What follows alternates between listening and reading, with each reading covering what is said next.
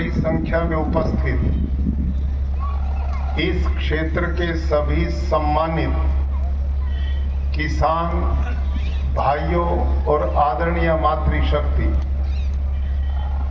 आज आपके बीच में आकर मैं अपना सौभाग्य समझता हूं और बहुत बड़ी संख्या में यहाँ पर आर्य समाज से जुड़े हुए लोग भी उपस्थित हैं, सन्यासी उपस्थित हैं। उन सब का भी मैं हार्दिक अभिनंदन और स्वागत करता हूं। एक जमाना था कि जब पुराना रोहतक जिला पूरा आर्य समाज और गुरुकुलों से परिपूर्ण क्षेत्र था। यहाँ के गांव-गांव में अखाड़े चलते थे। कोई युवा किसी भी प्रकार का व्यसन नहीं करता था। लोग बड़े सदाचारी, सात्विक, और वो परंपरा आज भी इस इलाके में बहुत गांव में चलती है। रोहना गांव के ये पहलवान अभी मंच पर आए थे। इस गांव में अनेक बार जाने का मुझे अवसर मिला। गांव में अखाड़ा चलता है, हवन यज्ञ होता है। गांव के अंदर लोग व्यसनों से मुक्त रहते हैं और लोगों को प्रेरणा देते हैं। तो ऐसा अभियान पूरे हरियाणा में एक समय गुंजायमान होता था। भाइयों और बहनों, सदाचार की जिंदगी, पवित्रता का जीवन ही सुखकारी होता है। किसी भी प्रकार के नशे हमारे शरीर को भी खराब करते हैं, बुद्धि को भी खराब करते हैं। आदमी का जीवन पवित्रता और सदाचार का होगा, दुनिया में सम्मान भी मिलता है और सुखी भी रहता है। तो आप सबसे मेरा आग्रह रहेगा, एक बहुत अच्छी विचारधारा गुजरात की धरती से एक महापुरुष ने, जिनका नाम स्वामी दयानंद सरस्वती था, उन्होंने हरियाणा की जनता में बहुत बड़ी जागृति उस समय पैदा की। आजादी के दीवाने इस देश में पैदा किए थे और गांव-गांव में गोपालन होता था। किसी भी प्रकार के नशों से दूर हमारा समाज था। वो पवित्रता बराबर बननी चाहिए। जिन घरों के बालक आज्ञाकारी होते हैं, पवित्र जीवन जीते हैं, बुराइयों से दूर रहते हैं, वो परिवार सदा उन्नति करते हैं। और इस विचार का प्रचार गुरुकुलों के द्वारा, बेटियों के गुरुकुलों के द्वारा इस पूरे क्षेत्र में बड़ा व्यापक रूप से चला था। यहाँ महात्मा फूल सिंह जी, जिन्होंने बेटियां का गुरुकुल यहाँ पर बनाया था खानपुर में, गुरुकुल भैंसवाल यहाँ पर नजदीक चलता था, मटिंडू, और इस प्रकार के आयोजन इस समाज के निर्माण का बहुत बड़ा कारण होते थे। आज मैं विशेष रूप से मान्य पवन भाई खरखोदा और उनके पूरी टीम के साथी, जिनका नाम सबका लेना असंभव रहेगा, इन सब ने मिलकर आज इस आयोजन को किया है। अब मैं भाषण नहीं दूंगा आपके बीच में, आपसे बातचीत मैं करने आया हूं और बातचीत करूंगा। आपको इसका बहुत बड़ा लाभ होगा। पहला प्रश्न मेरा ये है, आप में जो खेती बाड़ी करते हैं वो भाई हाथ खड़ा करें। किसान, धन्यवाद। हमारी बहने वीर भाई बहुत बड़ी संख्या में किसान हो। मैं खुद गुरुकुल कुरुक्षेत्र को पिछले 40 साल से चलाता हूं। वहां गुरुकुल में 200 एकड़ भूमि है, जो आर्य प्रतिनिधि सभा हरियाणा के सौजन्य से चलता है। भाइयों और बहनों, पिछले 9 साल से मैं वहां एक बूंद भी यूरिया, डीएपी, जंतुनाशक दवाई नहीं डालता। 9 साल पहले जितना यूरिया, डीएपी आप डालते, इससे ज्यादा मैं डालता था। लेकिन उसका परिणाम धीरे धीरे हमारी बहुत बड़ी जमीन बंजर हो गई, उत्पादन घट रहा था। और एक दिन एक घटना मेरे साथ घटी। धान के खेत में एक मजदूर किसान दवाई का मैं उसे स्प्रे करा रहा था। दोपहरी में बेचारा स्प्रे करते करते उसके दिमाग में चढ़ गई, वहीं गिर गया, बेहोश हो गया। उसको उठा के लाए, अस्पताल में ले गए, 3 दिन में मुश्किल से जान बची। तो मेरे दिमाग में एक बात आई, इस खेत कर्मचारी ने बेचारे ना दवाई पी ना खाई, केवल इसके सूंघने मात्र से बेहोश हो गया। तो मेरे पास गुरुकुल में 1500 बच्चे पढ़ते 19 प्रांतों के। इन बालकों को मैं यही धान का चावल खिलाता हूं, यही खेत की सब्जी खिलाता हूं, इतना जहर डलवाता हूं। ये जहर वाला आहार ये बच्चे खाएंगे तो मेरे देश का भविष्य बर्बाद होगा। और उस दिन मैंने संकल्प लिया, आज के बाद में जहर वाली खेती नहीं करूंगा। ये पहली घटना थी भाई और बहनों। मैं कृषि विभाग के लोगों पे गया और मैंने पूछा, भाई मैं ये रासायनिक खेती नहीं करना चाहता, इसका विकल्प बताओ। उन्होंने कहा, जी जैविक खेती इसका रास्ता है। अब ये जो जैविक खेती है हम सब की जुबान पर चढ़ी हुई है, जैविक खेती, ऑर्गेनिक फार्मिंग, जैविक खेती। लेकिन जिस खेती का मैं प्रचार देश में करता हूं वो जैविक खेती नहीं है, ये ऑर्गेनिक फार्मिंग नहीं है। तो मैंने जैविक खेती की ट्रेनिंग ली। अपने खेत में जो कर्मचारी 20-22 काम करते उनको ट्रेनिंग दिलाई। वो खड्डे बनाए, उनमें हमने गोबर की खाद डाली, उसमें केचुआ गेंडोया ला जाता, भारत का नहीं विदेश का है। वो केचुआ जो जैविक खेती में प्रयोग होता भाइयों, वो मिट्टी नहीं खाता, वो केवल गोबर खाता। और वो टेम्परेचर बढ़ जाता, गर्मी तो मर जाता, और बहुत सर्दी हो तो भी मर जाता। 1.5-2 महीना गोबर को खाता है, फिर उसको छानते हैं, वो ऊपर आ जाता, वो नीचे जो खाद निकला उसमें वर्मी कंपोस्ट बोलते हैं। ये सारा काम मैंने शुरू किया 5 एकड़ में। पहले साल मैंने जैविक खेती की, कुछ नहीं मिला, कीट पतंग खा गए। दूसरे साल फिर की तो उसमें 50% मिला। तीसरी बार करी तो उसमें 80% मिला। तो मेरे दिमाग में एक बात आई, भाई इस गुरुकुल में तेरे पास तो 200 किले जमीन है, जिस बेचारे किसान पे है ही 2-3 किले धरती, और वही जैविक खेती को करेगा तो भूखा मरेगा। 3 साल हो गए मैं करते, कुछ नहीं मिला। तो मैं दोबारा उस कृषि वैज्ञानिक के पास में गया जिनका नाम डॉक्टर हरिओम जी था। वो कुरुक्षेत्र के कृषि विज्ञान केंद्र के मुखिया थे। मैंने कहा, डॉक्टर साहब ये आप वाली खेती, जैविक खेती 3 साल हो गए करते, मिला तो कुछ भी नहीं। तो वो हंस कर कहने लगे, इसी का नाम जैविक खेती है, इसी का नाम ऑर्गेनिक फार्मिंग है। और या और समझनी हो जैविक खेती तो उन्होंने मेरे को 2 छोटी-छोटी किताब दी। और वो किन्होंने लिखी थी? एक एग्रीकल्चर यूनिवर्सिटी हिसार के कृषि वैज्ञानिक ने, और एक सी लुधियाना के कृषि वैज्ञानिक ने, कि भैया जैविक खेती क्या है। इस देश में लोगों का पेट भरने में 2 अनाज काम आते हैं सबसे ज्यादा, एक गेहूं और एक चावल। बोलो हाँ या ना बोलो भाई, बीच में नहीं है ना? थारी समझ में आओगी बात, उठियो मती वे ऐसी बात बिठा के जाऊंगा मन में जो हम कदे नहीं बोलोगे, और कतई बोर नहीं होने देता मैं। अब बात मेरे साथ जुड़े रही है, मेरी माँ बहनों से भी मेरा निवेदन है। इस देश के लोगों का पेट भरने में 2 अनाज सबसे ज्यादा काम आते हैं, गेहूं और चावल। और इन दोनों फसलों को यदि पूरी पैदावार लेनी है हर एकड़ में, प्रति एकड़ में गेहूं और चावल की, तो 60 किलो नाइट्रोजन चाहिए 1 किले में। अब 60 किलो नाइट्रोजन पूरा करना है किले में, तो बाजार में जाओ, रासायनिक खेती जो करते हैं यूरिया का कट्टा खरीदो, 1-1, 2-2 महीने के अंतर से खेत में छिड़क दो, 60 किलो पूरा कर दो, पैदावार भी पूरी, नाइट्रोजन भी पूरा। ये तो है रासायनिक खेती, कोई दिक्कत खेती में 60 किलो नाइट्रोजन पूरा करना हो तो कैसे करोगे?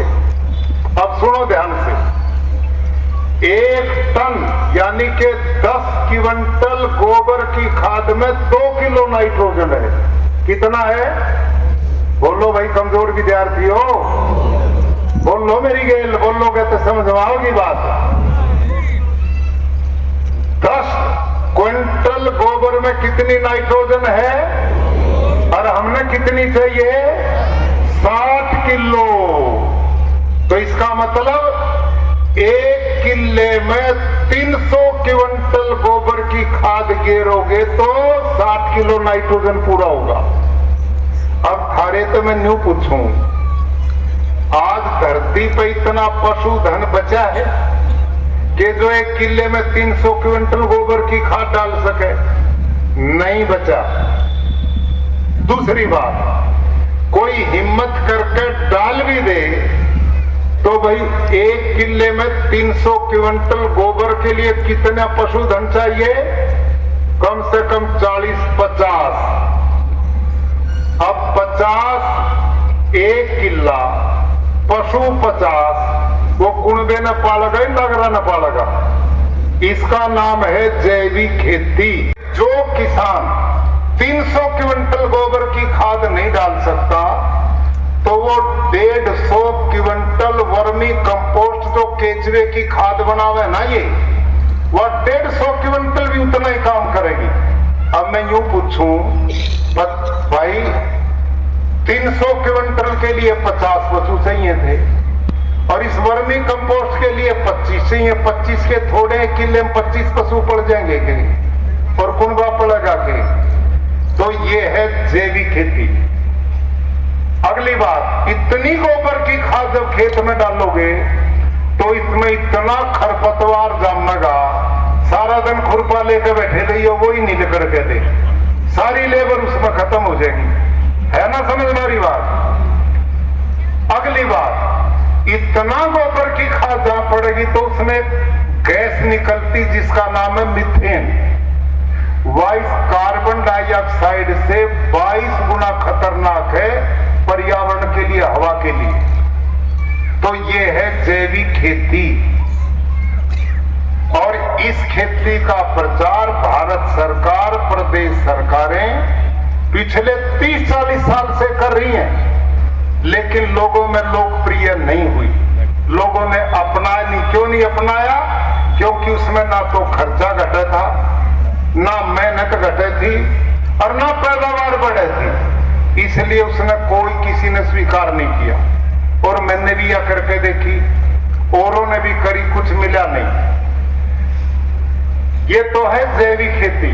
तो जैविक खेती नाम नहीं, मैं जिस खेती का प्रचार करता हूं उसका नाम है प्राकृतिक खेती, नेचुरल फार्मिंग। अब प्राकृतिक खेती क्या है इसको समझो। में गए भाई लोगों, जंगल में गए थे। अच्छा बताओ, जंगल में हजारों तरह के पेड़ पौधे खड़े हैं। बताओ जंगल में यूरिया कौन डाल रहा है? बोलो। डीएपी कौन डालने जाता है? जंतुनाशक कौन डालता है? गोबर की खाद कौन डाल रहे है? पानी कौन देने जा? कोई नहीं डालता। और जंगल के पेड़ सारे हरे भरे। जंगल का पेड़ टाइम आने पर फलों से लद जाता है। और जंगल के किसी पेड़ के एक पत्ते को तोड़कर प्रयोगशाला में ले जाओ और उसको चेक करो, एक भी पोषक तत्व की कमी नहीं मिलेगी। उसमें phosphor, zinc, potash, magnesium, iron, copper, जो साइंटिस्ट कहते हैं यू कहां था आवेगा? बताओ जंगल में कहां था आया भाई लोगों? वो जंगल में कहां से आया? वो जंगल में इसलिए आया है कि जंगल में हमारे जैसे समझदार लोगों की पहुंच नहीं हुई है। वो हमारे तक बचा हुआ, प्रकृति में बचा हुआ हो। वहां कुदरती सारा सिस्टम है, कुदरती। उसमें क्या कुदरती? उसमें केचुआ गिंडोए का भंडार है, उसमें सूक्ष्म जीवाणुओं का भंडार है। वहां पत्ते पड़कर उसी में मल्चिंग गल सड़ के बायोमास में बदल जाते, इसका भंडार है। सारी धरती का ऑर्गेनिक कार्बन जंगल में 2.5 से 3% तक है। ऐसी व्यवस्था भगवान की वह कुदरती है। जो नियम जंगल में काम करे वही नियम हमारे खेत में काम करना चाहिए। इसका नाम प्राकृतिक खेती है, ये नेचुरल फार्मिंग है। और इसका तरीका मैं आपको बताऊंगा। भाई समझोगे तो बताऊंगा, बैठोगे तो भाजोगे, सुनोगे? अच्छा, अब मैं सुनाऊंगा। उससे पहले अब रासायनिक खेती की बात कर लेता हूं। इस समय तुम जितने बैठे हो तो 5-7 लोगों ने छोड़ के बाकी सारे रासायनिक खेती करते हो। मैं भी यही करता था। अब इस रासायनिक खेती का दुष्परिणाम सुनो क्या हुआ है।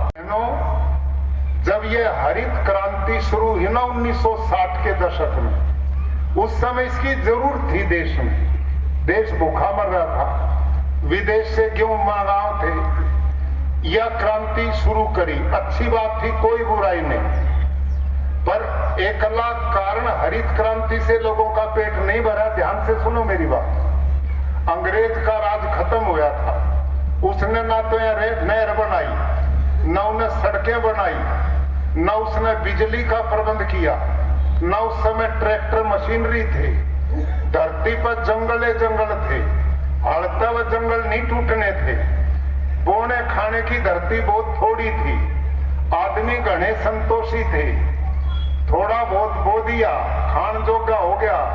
डांगर दुनिया भर के थे, जंगल में चरे थे, दूध घी खावे थे और कति नीम तले चादर तान के सो जाते। यूं प्रोग्राम चला था उस टाइम, समझ में आई ना। फिर यह दुनिया बढ़ गई, अनाज की जमीन तोड़ने के लिए ट्रैक्टर आ गए, मशीनरी आ गई, देश आजाद हो गया, सड़कें बनी, बिजली आई, नहरें बिछी और बहुत एरिया हमारा खेती का बढ़ा। ये कारण भी उत्पादन का कारण हुआ। और साथ में जो रासायनिक खेती है ना, अब मैं बात शुरू करता हूं। जब ये यूरिया डीएपी शुरू करा, डॉक्टर स्वामीनाथन एक कृषि वैज्ञानिक थे। एक डॉक्टर मैंने थे जो अमेरिका पढ़ के आए थे। उसने क्या लिखा है शुरू में कि भाई रासायनिक खेती करो लेकिन अपनी परंपरागत खेती मत छोड़िए। उन्होंने लिखा है वहां पर, यदि तुम अकेले यूरिया डीएपी पे चल पड़े तो बर्बाद होवोगे।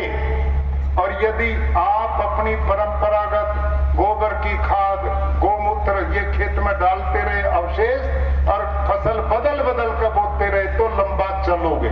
ना कृषि विभाग ने चिंता की, छोड़ गए कतई। एक जमाना था, मेरी माँ बहन बैठी हैं, डांगरा का लेंडा होता था। एक छोरी तो घर में गोबर बटोरन से ही हुआ करती।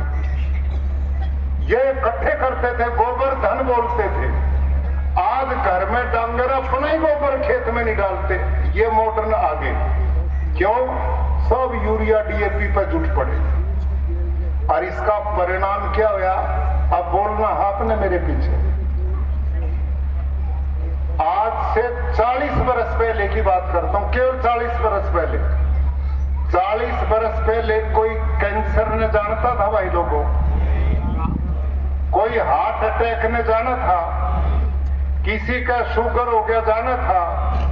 किसी ने किडनी बदलवानी पड़ी थी? किसी ने गोड्डे बदलवाए थे के? अरे सब के बदल रहे, काम कुछ नहीं गोड्या का। एक आड़ी 40 किलोमीटर चल रहा था दिन में गुड़दा पीछे, उसके तो गोड्डे बदले नहीं। और यह कुछ नहीं करते, गोड्या का सारे लाइन में बैठे बदलवानते। कहता ही या उन्नति कहता ही, ये सारा का सारा जो खेतों में यूरिया डीएपी जंतुनाशक जो डाल रहे हो ना, इसने सबके शरीर खोखले बना दिए। सब अंग अंदर से कमजोर बन गए, बर्बाद हो गए। अरे आज से कुछ साल पहले हार्ट अटैक आवा था तो 60 साल पीछे नंबर पड़ा था। आज तो 20-30 साल के छोड़े में आ गया। और पहले आवा था हार्ट अटैक, एक झटका आया भाई, संभल जा। फिर दूसरा आया, तीसरे पर नंबर पड़ा था ना। अरे तो पहला आया हुए है, अस्पताल तक जाने नहीं देता। वही काम खत्म हो रहा कि नहीं? ये बात गोड्डा निवाण जाओ हो कि पे 50% मौतें कैंसर से हो रही है कि नहीं? ये सब कारण क्या है? और छोटे छोटे बालक जिन्हें ना नशा करे, ना दारू पी, ना उल्टे काम करे, उनके भी कैंसर हो रहा, डांगरा के भी कैंसर हो रहा। यूरिया आज यहाँ एक स्क्रीन नहीं है, नहीं मैं उस पर दिखाता तुमने। अभी 1 महीना पहले एक दैनिक भास्कर अखबार है, आपके पढ़ते होंगे, उसके पहले पेज पे इतनी बड़ी एक रिसर्च पेपर छपया है अभी, और उसमें क्या आया है? कुछ वैज्ञानिकों ने 105 माताएं ली जिन्होंने बच्चों को जन्म दिया था। 1.5-2 महीने के बालक थे सारियों के पास, और वह मां अपना दूध उन बालकों को पिला रही थी। 105 माओं का दूध उन्होंने इकट्ठा किया अलग अलग, और लेबोरेटरी में लेकर चेक करा। ये पाया, सुनो ध्यान से, 105 में से 105 ही माताओं के दूध में यूरिया पाया, पेस्टिसाइड कीटनाशक पाए, डिटर्जेंट पाए, जहर पाए। अरे लोगों, बालक के लिए मां का दूध सबसे सुखदायी होता है, और कोमल बालक उन्हें पैदा होते ही जहर परोस रहे हो, ये तुम्हारी रासायनिक खेती का परिणाम है। दुनिया भर की बीमारी सब इस जहर के कारण फैल गई। क्यों फैली? कि डॉक्टर स्वामीनाथन ने जब हरित क्रांति शुरू करी ना किसान भाइयों, उन्होंने 1 हेक्टेयर में 13 किलो नाइट्रोजन डालने का विधान किया था। 13 किलो, बोलो कितना? 13 किलो। और तुम कितना डालो? 13 कट्टे। क्यों साहब? 1 किले में साल में 13 कट्टा का नंबर पड़ा। और एक और कमाल चल रहा भाई, सरपंच ने 2 गेरे, छोरे ने पता लगा तू 3 गेर का, पड़ोसी ने 4 गेर का। क्या होने लग रही बर्बादी की? ये सोच नहीं रहे कितना बड़ा पाप अपराध हम कर रहे। और ध्यान करो उस जमाने को, मैं छोटा था, एक किसान खाद आता था, पिताजी के साथ मैं खेती में जाता था। वो 10-20 किलो गेरे थे किले में उस जमाने में, और उससे पहले मेरे से पहले तो कुल 13 किलो 2.5 किले में डालने का सिफारिश करी थी उन्होंने, और पैदावार बहुत हुए थी कि नहीं? थोड़ा खाद बहुत पैदावार होती थी। आज डाल के भी पैदावार घट रही है। क्यों घट रही? इसको सुनो ध्यान से। मैं जो बात कह रहा हूं ना, ये रिसर्च की बात है। 13 साइंटिस्ट मेरे पास काम करते हैं एग्रीकल्चर के, और 5 एग्रीकल्चर यूनिवर्सिटी है गुजरात में, जिन साइंटिस्टों को सारों को मैंने इस काम पर लगा रखा। और उनकी रिसर्च रिपोर्ट आई है कि इस समय भारत की धरती बंजर होगी नहीं, हो चुकी है। सुनो किसान भाइयों, जब डॉक्टर स्वामीनाथन ने हरित क्रांति शुरू करवाई तो न सारे देश की बोने वाली धरती की जांच कराई थी, और पाया था हमारे बोन वाली धरती का ऑर्गेनिक कार्बन 2 से 2.5% था। अर्थात जंगल की जैसे धरती थी वैसे हमारी बोन की धरती उपजाऊ थी। आज हमारी सारे देश की धरती का ऑर्गेनिक कार्बन, ICR की रिपोर्ट है, 0.2, 0.3, 0.45 से नीचे आ गई। और कृषि वैज्ञानिक के जिस धरती का ऑर्गेनिक कार्बन 0.5 से तले है ना नीचे, वो बंजर होगी नहीं, हो चुकी है। इसी का कारण है कि जिस धरती में 2.5 किले में 13 किलो यूरिया पड़ा था, पैदावार बढ़ाओ थी, आज किले में 13 कट्टे पड़ के भी पैदावार नहीं बढ़ रही। क्यों नहीं बढ़ रही? क्योंकि धरती का ऑर्गेनिक कार्बन खत्म हो गया, धरती बंजर हो गई। तुम जबरदस्ती कर रहे हो धरती गेन। क्यों कर रहे हो? जुकरे गाड़ी में बोझ तो घना लाद दो और बुलद कमजोर जोड़ दो और उन बुलदा न चलाओ, मैं थोड़ी दूर चल लेंगे फिर खींच नहीं पाओगे, खड़े हो जाएंगे, फिर आप उन पर डंडे मारोगे, फिर चल लेंगे, फिर रुक जाएंगे, फिर चाबुक मारोगे, 2 कदम धरकर वहां बैठ जाएंगे, फसक जाएंगे और फिर उन्हें पीठ दे रही हो, मैं उठे ही को नहीं। वो हाल आज धरती माँ का हो चुका है। अब इसमें ताकत नहीं बची, अब इसमें देने की कोई ताकत नहीं, कुछ भी तत्व नहीं बचे। अच्छा ही बोलियो मेरे पीछे, ईमानदारी से बड़े बुजुर्ग लोग, भाई पड़ोस बाजरे की खिचड़ी जब बना कर थी जाडे में, ईमानदारी से बताओ पड़ोसियों ने भी पता लगा था कि नहीं उसका खुशबू का? क्या पता? अरे गोभी आलू की सब्जी का भी पड़ोस में पता लगा था। खावे थे ना, स्वाद आया था अनाज में। आज किसी अनाज में स्वाद नहीं बचा। क्यों? क्योंकि धरती में ही नहीं कुछ बचा। वह दे कहां से जब उसमें नहीं बचा? छोड़े ही कुछ नहीं हमने। अब अगली बात, जिस प्राकृतिक खेती की बात मैं आज करने आया हूं वो क्या है? अब हमारी धरती होगी बंजर, इसमें बचा नहीं कुछ। अब यह दोबारा उपजाऊ बनानी है, वो तरीका मैं बताता हूं, वो है प्राकृतिक खेती करने का। और वो तरीका है अब एक ही कि धरती में ज्यादा से ज्यादा गंडोए पैदा करो, ज्यादा से ज्यादा सूक्ष्म जीवाणु पैदा करो, ज्यादा से ज्यादा मित्र कीट पैदा करो। इन पौधों का भोजन बनाने का काम करता है केचुआ गंडोया। इनका भोजन बनाने का काम करता सूक्ष्म जीवाणु। जितने ज्यादा होंगे काम होगा। अच्छा बताओ, गंडोया बचा थारे खेत में? गिजाई बची है, तीज देखी है, मित्र कीट सारे मार दिए। अब मारी गेल पता क्यों करोगी? सुन लो ध्यान कर भाई, थारे सबके घर में रसोई है, हमारे घर में माओ माता बहनों तुम भी सुनो, थारे घर में रसोई है ना सब में। अच्छा तुम यूं बताओ मेरी माँ, थारे घर में रसोई में आटा भी है, चावल भी है, घी तेल भी है, मिठा भी है, साग सब्जी भी है, सारी चीज रोटी बनाने की है। पर तुम वहां जाकर रोटी ना बनाओ तो बनकर अपने आप बाहर आ जाएंगी के? बोलो, तुम भी बोलो भाई लोगों।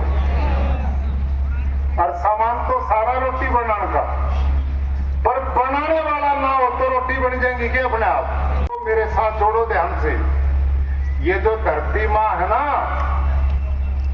या इन पौधों का रसोई घर है।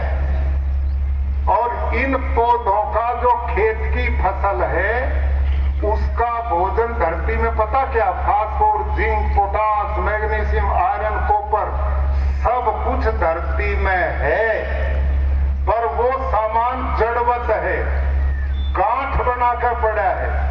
अपने आप पौधे का भोजन वो नहीं बनता। कैसे नहीं बनता?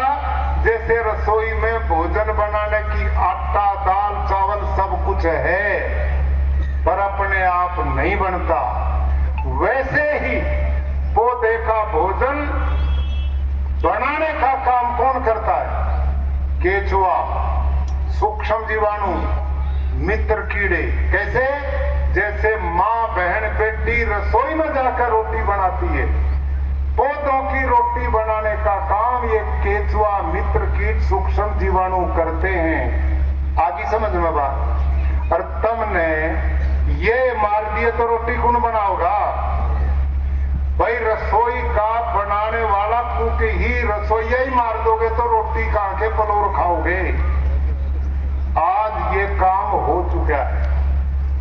धरती है भगवान की बनाई, मेरी आपकी नहीं। भगवान पूर्ण, उसकी रचना भी पूर्ण। हमने गड़बड़ कर दी। हमने जो मित्र थे, जो खेती में भोजन पौधों का बनाने वाले थे, वो ही मार दिए। आप सबसे पूछूं, कोई केचुआ बचा तो नहीं थारे खेत में? लेकिन कोई बच रहा होगा ना, नीचे समाधि ली उन्हें पकड़ के लाओ। और यह जो मेज है ना, इस पर लाकर रखो, और इस मेज पर उस केचुए के ऊपर, गंडों के ऊपर यूरिया गिरो, जीवेगा कि मरेगा? और उसके ऊपर गाय का गोबर गिरो तो वो बचेगा और परिवार बढ़ाएगा। तो हमने जो धरती के ऑर्गेनिक कार्बन को बढ़ाते थे, धरती की गुणवत्ता को बढ़ाते थे, धरती को जवान रखते थे, उपजाऊ बनाते थे, वो सारे मित्र कीट मार दिए। और वो मारने का काम किसने करा? यूरिया ने, डीएपी ने, कीटनाशक दवाइयों ने। ऐसी ऐसी कीटनाशक डालो हो तुम, सांप भी मर जाए, मरा है कि नहीं? बता, केचुआ में सूक्ष्म जीवाणु तो आंखते भी नहीं दिखते, वो कैसे बचेंगे? भाइयों, मेरी जो धरती ना गुरुकुल कुरुक्षेत्र में 100 किले, उसमें तो धरती हम लोगों पर ठेके में देते थे, बाड़े को। लोगों ने यूरिया डीएपी डाल के बंजर बना दी। 3 साल 4 साल पहले छोड़कर चले गए, हम नहीं करते थे खेती में। क्यों भाई, क्या हो गया? कि इसमें पैदा ही कुछ नहीं होता।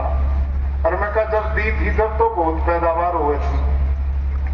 उनने इतना यूरिया डीएपी डाल दिया कि मेरे खेत में एक केचुआ नहीं बचा, एक सूक्ष्म जीवाणु नहीं बचा। अब यूरिया डीएपी से कृत्रिम कितने दिन कर पाओगे? नहीं हो पाएगी। यूएनओ की एक रिपोर्ट आई अभी, उन्होंने कहा जिस तरह की खेती भारत में लोग कर रहे हैं ना, ये अगले 30-40 साल करते रहे तो सारे देश की धरती ऐसी हो जाएगी जैसे घर का बरस, एक दिन का भी नहीं पैदा होगा। यदि बचना है तो इसका तरीका प्राकृतिक खेती है। जैविक खेती में उत्पादन नहीं बढ़ता, मेहनत कम नहीं होती, लेकिन प्राकृतिक खेती क्या है? ये केवल देसी गाय पर आधारित खेती है। ये जो देसी गाय है ना, देसी गौ माता, जो तुमने सारी छोड़ दी सड़कों पे, घर में एक राखी नहीं। मैंने भी नहीं पता था ये इतना गुणकारी जानवर है। पर आश्चर्य है, प्राकृतिक खेती से जब मेरा परिचय हुआ तो मैंने कृषि वैज्ञानिक है इस समय हिसार में, उनका नाम है डॉक्टर बलजीत सारन। वो माइक्रोबायोलॉजी का साइंटिस्ट है। उसको मैंने गधे का, घोड़े का, ऊंट का, बकरी का, भैंस का, जर्सी गाय का, होल्स्टाइन फ्रीजियन गाय का, साहिवाल गाय का, हरियाणवी गाय का, इन सब के गोबर इकट्ठे करे मैंने, सुखाए, थैलिया में भरे और थैली पर नंबर लगा दिए। उस पर न्यू नहीं लिखा यू भैंस का, गाय का, वो मैंने अपनी डायरी में लिखा कि भाई 1 नंबर में भैंस का, 2 नंबर में ऊंट का, 3 नंबर में बकरी का, 4 नंबर में गधे का, घोड़े का, ऐसे मैंने लिखा। उस साइंटिस्ट को नहीं बताया मैंने, और उसको मैंने वो 10 थैलियां दे दी। उसने 6 महीने रिसर्च करा, 6 महीने, और उसके बाद उन्होंने मेरे को एक थैली पकड़ाई और वो कहा जी ये थैली है जो धरती के बंजर पने को खोकर दोबारा नई बना देगी धरती में। और वो पता कौन सी थी? उसमें साहिवाल, हरियाणवी देसी गाय का जो गोबर था उसमें वो गुण पाए, उसमें पाए, और उसके गौमूत्र में पाए।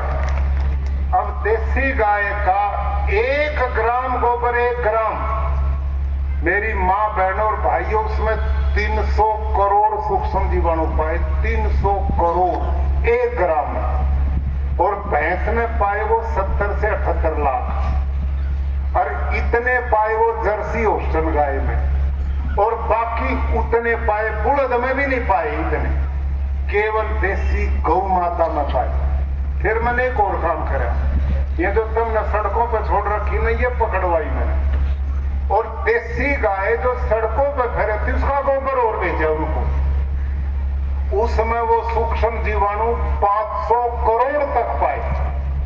मैंने कहा भाई इसमें इतने क्यों है, घरवाली गाय में इतने क्यों नहीं पाए? तो उन्होंने बताया जी जो दूध देती ना, उसकी ताकत, एनर्जी दूध बनाने में लगी तो सूक्ष्म जीवाणु 300 करोड़ रहेगी, जो दूध नहीं देती उसमें 500 करोड़ हो गए, और उसका गोबर, गोमूत्र दूध देने वाली से भी ज्यादा गुणवान हो गया। ये है देसी गौ माता। तुम बोलो गौ माता की, बोलो गौ माता की। ना गौ पालेंगे ना दूध पीवेंगे, गौ माता की हो जाएगी। जय गौ माता की। इससे नहीं होगी भाई, इसको पहचानो, ये भगवान का वरदान है। न्यूजीलैंड ऑस्ट्रेलिया में रिसर्च हुई हमारे गाय के दूध पे, और उनने करी, हमने नहीं करी। हमारी गाय का दूध A2 उन्होंने बताया, अपनी का A1। हमारा तो गुणों का भंडार पाया, उनका इस काम का नहीं मिला। गौमूत्र है ना, खेती में कोई बीमारी किसी भी तरह की छोड़ता ही नहीं, नीमाटोड या मीलीबग, कोई बीमारी। आज मैं 200 एकड़ में खेती करता हूं गुरुकुल, हमारे बीमारी आना बंद होगी।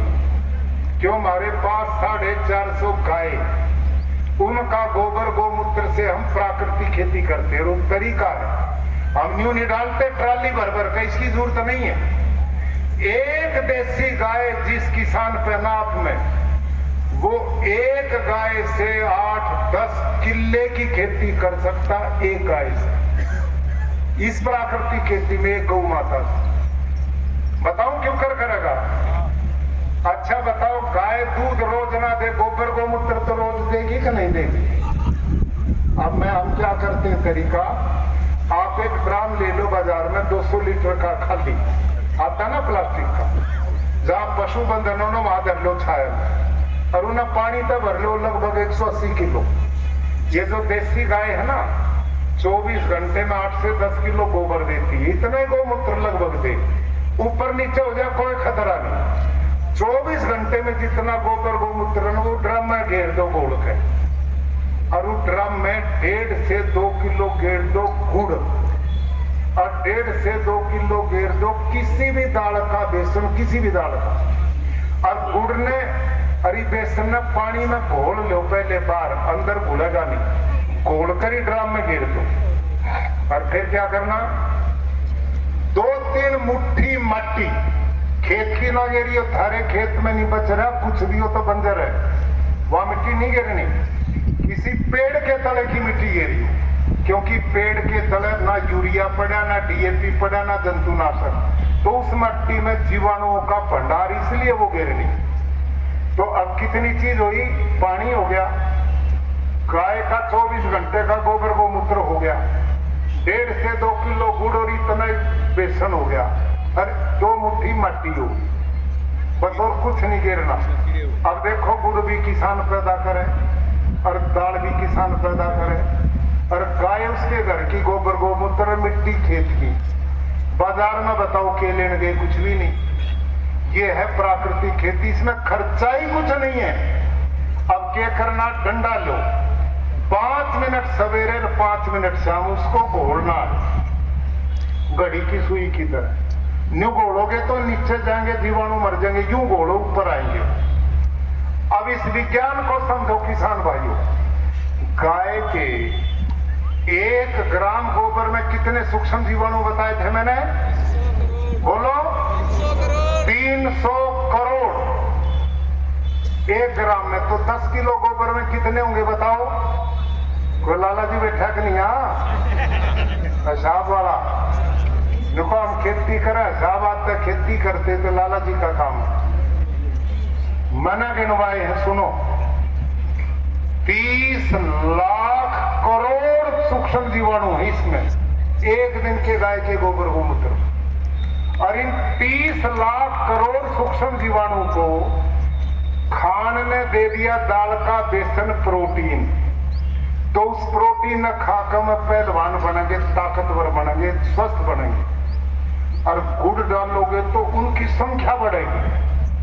और मिट्टी के जो डाली ना 2 मुट्ठी मिट्टी, उसके और ये जीवाणु मिलकर इनमें जामन लगेगा, जामन कल्चर। जामन समझो ना मेरी माँ बहन, 1 क्विंटल दूध में 50 ग्राम दही घेर दो साँझ में, सारा दही बन जाएगा। हाँ है ना? समझ रहे हो भाई बात? अरे क्या होगा, अगली सुनो ध्यान से। इस ड्रम में ये सूक्ष्म जीवाणु कितने बड़े, माइक्रोबायोलॉजी का साइंटिस्ट ने बताया, हर 20 मिनट में डबल होंगे। 30 लाख करोड़ ड्रम में अगले 20 मिनट में कितने हो जाएंगे? 60 लाख करोड़। और अगले 20 मिनट में 120 लाख करोड़। और ये कब तक बढ़ेंगे? 72 घंटे तक बढ़ेंगे। इनकी गिनती कर ही नहीं सकते तब। फिर ये रुकेंगे, फिर मरने शुरू होंगे। इसलिए ड्रम है ना, 7 दिन बनने में लगा, 7 दिन में यू खेत में स्प्रिंकल से, ड्रिप से, नाके में छोड़ दो, 1 किले में जान दो इस पानी में। अब जब यू नाके तो जाओगा ना खेत में, तो धरती में तुमने छोड़ तो कुछ रखा नहीं, खत्म है सब। लेकिन उसमें भी कुछ सूक्ष्म जीवाणु बचे हुए। जब ये उनमें मिलेंगे तो इनमें जामन लगकर फिर ये मिलकर परिवार बढ़ाएंगे। और ये इतना परिवार बढ़ाएंगे कि आप कल्पना नहीं कर सकते। और जो केचुआ ना, गंडोया, जो थोड़ा बहुत बच रहा धरती में यूरिया डीएपी से डरता हुआ धरती में समाधि लिए बैठा, वो धरती ने फोड़ के ऊपर आवेगा। क्यों न पता तेरा भोजन अब मिला, वो डरता हुआ बैठा था, ऊपर आएगा। और बाहर आते जब उसने ये भोजन मिलेगा तो अपना परिवार बढ़ाना शुरू करेगा। और कितना परिवार बढ़ाता है केचुआ? सुनो मेरे भाइयों, आज यहाँ स्क्रीन कोई नहीं, मैं दिखाता आपने। मेरे गुरुकुल कुरुक्षेत्र के एक किले में 18-20 लाख केचुआ काम करता। 18-20 लाख एक किले में। और वो इतने लंबे लंबे ठाड़े हो रहे पड़ के। क्यों? उनको जहर नहीं मिलता। और वह केचुए के काम करे हैं। देखो धरती में यूं जामर यूं आवे, यूं जामर यूं 10 फुट। और धरती में जब लिप जाते ना छेद करते हुए, तो अपने पसीने से उस छेद ने लीपते हुए जाओ, बंद नहीं होता। 10 फीट तक धरती में ऑक्सीजन जाती तो धरती का फर्टिलिटी बढ़ती है। और धरती के नीचे की मिट्टी को जब खा के पेट में से निकाल के पौधे की जड़ न दे, तो हमारे खेत की धरती से उसके पेट से निकली मिट्टी में 6 गुना नाइट्रोजन ज्यादा है। ये साइंटिस्ट कहे ना, कहां से नाइट्रोजन आवेगा, कहां से फास्फोरस आवेगा, कहां से जिंक आवेगा, ये बता रहा हूं मैं। यू केचुए के पेट से निकली मिट्टी में खेत की मिट्टी से 6 गुना ज्यादा नाइट्रोजन है, 9 गुना ज्यादा फास्फोरस है, 11 गुना ज्यादा पोटास है। और यू केचुआ बुढ़ा होकर जब मरे है ना किसान भाइयों, ये 17 तरह के पोषक तत्व धरती के पूरे करता है, जो दुनिया के किसी खाद में नहीं है। और एक केचुआ जिंदगी में 40 से 50 हजार अंडे देता, बच्चे पैदा करता है। ये है भगवान की फैक्ट्री। बिना पैसे के मजदूर तुमने ये सारे मार दिए। अब जब केचुआ ही नहीं छोड़ा, तो जो सूक्ष्म जीवाणु गौ माता के पेट से निकले ना, जो ड्रम हमने बनाया, उसका नाम है जीवामृत, जीवाणुओं का भंडार। अब वो सूक्ष्म जीवाणु तो आंख से भी नहीं दिखते, लेकिन वो सूक्ष्म जीवाणु पता क्या करते हैं? ये जो आकाश है ना जहां बैठे, इसमें 78.5% नाइट्रोजन है, यूरिया आकाश में। और वह गौ माता के जीवाणु आकाश से उसको खींचते हैं नाइट्रोजन को, और उसका भोजन बनाकर पौधे की जड़ को देते हैं। ये नाइट्रोजन यूं पूरा होगा। अच्छा यूं बताओ, ये जब बिजली कड़के ना आकाश में, बादलों में, एक में बिजली कड़कने से मेरी माँ बहनों सुनो भाइयों, हजारों टन यूरिया आकाश में बनता है। और बारिश होते हुए धरती पे पड़ता पौधों में। आपने देखा ना, सूखे पड़े खेत मई जून में, कोई जान नहीं बची। एक बारिश होती 3 दिन में रंग बदलता कि नहीं धरती का? बोलो पौधे बदल जाते हैं कि नहीं? वह क्यों बदले? कि भगवान की बनाई फैक्ट्री का यूरिया आ गया। थारी वाली फैक्ट्री में तो सड़ांध उठे, और भगवान वाली फैक्ट्री में प्राणायाम करें लोग। ये अंतर है इस बात का। तो आप सबसे मैं निवेदन करूं, ये विषय बड़ा लंबा है, इसमें हम जीवामृत बनाते हैं, घन जीवामृत। एक टाइम पर कई फसल बोते हैं। इस समय मेरा उत्पादन, यहां बैठे मेरे किसान भाई पे जो प्राकृतिक खेती करते हैं, आप उनके खेत में जाओ। गुरुकुल कुरुक्षेत्र दूर नहीं आओ, वहां हरियाणा सरकार की ओर से हमारे यहाँ फ्री ट्रेनिंग दी जाती है। भारत के माननीय प्रधानमंत्री जी ने पूरे देश में प्राकृतिक खेती को राष्ट्रीय प्राकृतिक कृषि मिशन बना दिया। हरियाणा सरकार इस मिशन को आगे बढ़ा रही है, पूरा देश इसको आगे बढ़ा रहा है। आप सबसे मेरा निवेदन है, भाई आने वाली पीढ़ियों को यदि पानी देना है, उपजाऊ धरती देनी है, उनका जीवन सुरक्षित करना है, तो रासायनिक खेती छोड़कर प्राकृतिक खेती की ओर आ जाओ। थारी चिंता यह कि इसमें उत्पादन घटता है, जैविक खेती में उत्पादन घटता है, प्राकृतिक में उत्पादन नहीं घटता। क्यों नहीं घटता?